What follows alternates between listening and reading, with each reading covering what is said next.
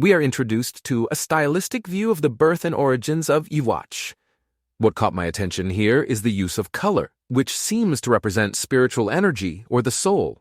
The scene starts with sperm swimming towards a focal point, condensing into a sphere-like embryo. Then, through cellular division, a child is formed. Notice the presence of a blue umbilical cord attached to the child. In a quick moment, we see a figure of a woman wrapped in the blue spiritual energy, which is then absorbed back into the baby. It's truly a visually captivating sequence. Based on my understanding, this scene could be depicting the time when the Soul King's body was being severed by the 5 noble families. If you've read the light novel and the manga, you'll know that various parts of the Soul King fused with other beings. Hands, heart, nail, just to name a few. Considering this, I would venture to say that Iwatch is the sperm of the Soul King, which aligns with his title as the son of the Soul King. As the baby descends into hands, which begin to lift it up, you can see a blue swirling ball of light inside the head of each hand. This could represent the part of Iwatch's soul that he gives to people, either to heal them or grant them special abilities. The scene then pans out, revealing that these hands have created a massive mountain of worship. As the crowd of hands chants the Messiah's name, Iwatch, a string of red energy emanates from each hand, converging at the center of the baby, gradually aging it into adulthood. Based on what we know about Iwatch, he can bestow a piece of his own soul onto others, either to heal them or grant them powers. However, Iwatch also has the ability to summon these pieces back into himself, allowing him to resurrect or reclaim the powers he bestowed. After the opening credits, we are transported to a scene where Ichigo and Ichibei are in the Soul Palace. Ichibei, a member of the Zero Division, starts mocking how the Soul Society has become complacent during the 100 years of peace. Ichigo raises a valid question about why the Zero Division only watched while the Soul Society was under attack. In response, Ichibei explains that it is their duty to observe. It makes sense, since the Soul Society has always been the first line of defense for the Soul King. Only if they fail in their duty does the Zero Division step in. Currently, the Zero Division is training Ichigo and presumably the other Shinigami they brought to the Soul Palace. The aim is to prepare them to stand a chance against Iwatch. This training is crucial in bolstering their abilities and ensuring they can confront the imminent threat. We now transition to the Quincy's secret home base known as Silburn Cathedral. We catch our first glimpses of Iwatch's elite guards, including Lily Barrow, Gerhard Valkyrie, Jugo, and Pernida. Then we are given a sneak peek at the main Sternritters who will play a significant role in the upcoming war. Iwatch begins his speech, exuding confidence and inspiring his soldiers for the battles ahead. During his address, Iwatch mentions that they have been hiding in the Schatten Bereich, a dimension that exists in the shadows of the Soul Society. He reveals some shocking news towards the end of his speech, which undoubtedly unsettles a significant portion of the Sternritters. The news is that Uryu Ishida has been chosen as Iwatch's successor. This announcement sparks confusion and skepticism among many Sternritters, as they are unfamiliar with Uryu's identity and the reasons behind his selection. Following Iwatch's speech, the Sternritters are instructed not to question him and to place their trust in Uryu and his abilities for the upcoming battle. We now transition to a scene where Bazb is visibly angry and seeks an explanation for what just happened. He questions the other Sternritters if anyone can clarify the situation for him. However, the other Sternritters seem just as perplexed as Bazb, lacking any answers. Some of them express their surprise at the notion of a successor, and even speculate if Iwatch's health is deteriorating. Playful Z, known for his mischievous nature, suggests that Candy should make a move on Uryu, insinuating Candy's promiscuous behavior, which aligns with how her uniform is portrayed.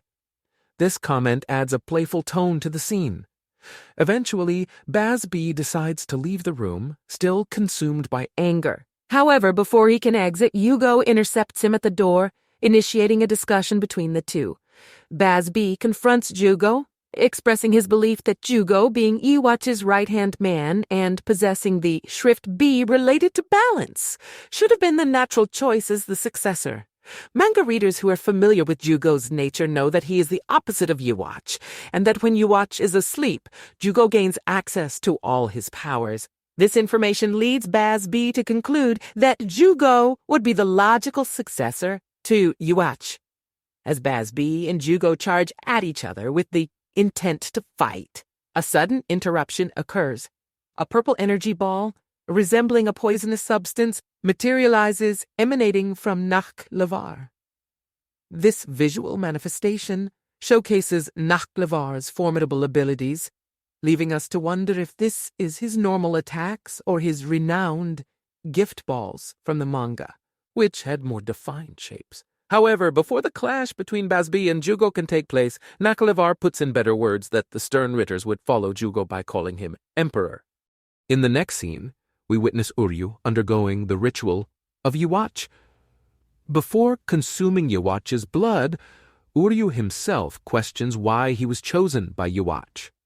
In response, Iwatch reveals that there is something special about Uryu, as he is the only half-Quincy who survived Iwatch's Oswalin. This ability allows Iwatch to resurrect himself after being deceased for 1,000 years by reclaiming the portion of his soul that resides within all the half-blooded Quincy. Uryu's status as a half-blood Quincy is due to his mother also being a half-blood Quincy. However, the exact reason why Uryu managed to survive this process remains unknown at this point in the story. In this scene, Uryu expresses his curiosity about why he managed to survive and reveals that he found answers in the suspicions his grandfather left behind. He suggests that Quincies and Soul Reapers could never coexist peacefully. Uryu acknowledges that he has severed all ties and declares his loyalty to Iwatch. Finally, he takes a drink of Iwatch's blood, completing the ritual. Iwatch then proclaims that he has bestowed upon Uryu the same letter, A, signifying his new position within the Quincy ranks. Next, we shift our focus to the third group consisting of Kisuke, Urahara, Orihime, and Chad, who are undergoing training in Huecomundo. Kisuke is currently engrossed in studying the Quincy's device used to steal Bankai. I won't reveal its full significance just yet, but rest assured it will play an important role later in the story. As Orihime and Chad engage in conversation, a figure is with them in the shadows nearby. This figure is unmistakably Grimmjow, and I appreciate how the anime doesn't even attempt to conceal his presence, allowing viewers to recognize him right away. In an intriguing scene, Sun Sui and Nanao discuss Ichibei taking Ichigo and whether it was truly for the benefit of the Soul Society. It becomes apparent to us that Ichibei acts solely in the interest of protecting the Soul King and maintaining the current order of the universe. Anything that deviates from this objective is deemed unimportant, and Ichibei is willing to employ any means necessary to achieve his goals.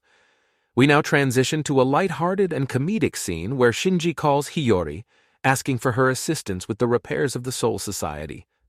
As a former vice captain of the 12th Division and having worked alongside Kisuke in the Research and Development Department, Hiyori possesses the skills needed for the task. Meanwhile, Hachigen arrives with a box revealing that it's a gift from both Kisuke and Mayuri. Hiyori initially displays a moment of hesitation, but quickly transforms into an energetic firecracker, declaring that they will complete the job successfully. The other Visored members playfully mock her and question whether they are required to join in the repairs. Now we witness Renji and Rukia engaged in their training, where they maintain a stationary position with their swords pointed at each other, displaying intense concentration. After a rigorous session, both Renji and Rukia are left covered in sweat. Renji expresses his dissatisfaction, finding this style of training to be challenging. Being someone who tends to rush head first into battle, it's understandable why this type of exercise is not well suited to his style. Suddenly they receive a phone call. Kininji informs them that Byakuya has finally recovered from his injuries. In the human world, Ichigo's friends Tatsuki, Keigo, and Misuhiro are visited by Shunsui. He arrives to warn the group that Ichigo is assisting the Soul Society once again, but this time there's a possibility that he may not be able to come back. Despite being sidelined in the overall story, Ichigo's friends demonstrate their genuine concern for his well-being. While Shunsui tries to provide them with essential information, he pleasantly surprises them by presenting each of them with a soul ticket. This ticket serves as a contingency plan, allowing them to visit Ichigo in the Soul Society if the worst-case scenario unfolds and he is unable to return. As we approach the end of the episode, we return to Chad and Orihime's training session. Orihime reflects on the current state of peace and expresses her appreciation for the opportunity to assist the Arrancars in Hueco Mundo, while also training to save the Soul Reapers. She finds it gratifying that these diverse forces are working together towards a common goal, creating a sense of unity and accomplishment. While Orihime delivers her monologue, there is a brief scene where Kisuke opens his tent, revealing the backs of two individuals, Yukio and Riruka from the Fullbringers. This glimpse adds intrigue to the scene. Orihime continues, expressing her heartfelt wish for a world that can remain in peace, free from battles and conflicts. In the final scene, the atmosphere becomes flawlessly dramatic as the Soul Society is engulfed in a reddish-black hue. It is revealed that the Quincy have replaced the Soul Society with their shadow dimension. Yuwatch asks Uryu if he has heard the Kaiser Gesang, a Quincy hymn. Uryu responds by reciting a verse. The confined Quincy king regains his pulse after 900 years, his mind after 90 years, his strength after 9 years. However, Yuwatch corrects him, stating that there is more to the verse. He then repeats the revised verse. The confined Quincy king regains his pulse after 900 years, his mind after 90 years, his strength after 9 years, and the world in 9 days. And that concludes our recap of the first episode of Part 2 of the Bleach 1,000-Year Blood War arc. I must say I share your excitement for the start of this arc, as it promises non-stop action, thrilling reveals, and explosive moments. I invite all viewers to like, comment, and subscribe to our channel. Let's discuss our favorite parts of this episode and what we're most excited to see in the next week's episode. Building an online community where we can all share our love for Bleach sounds fantastic.